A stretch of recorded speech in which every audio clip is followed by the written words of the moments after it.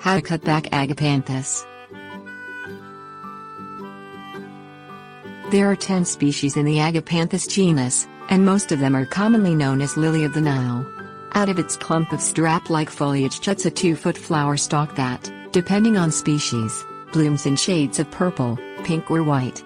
Whether the plant is evergreen or deciduous is also species-dependent, according to the experts at the Pacific Bulb Society.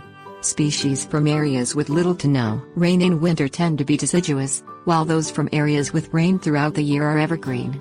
Agapanthus is easy to care for and requires little pruning. Things you will need: pruning shears, potting soil, planting pot. Cut back the Agapanthus in spring. Remove dead leaves and any stems from the previous season.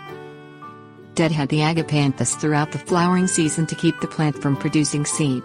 Use your gardening shears to snip the flower stem into the foliage. Cut back the Agapanthus to within 6 inches of the soil if you live in an area with harsh winters.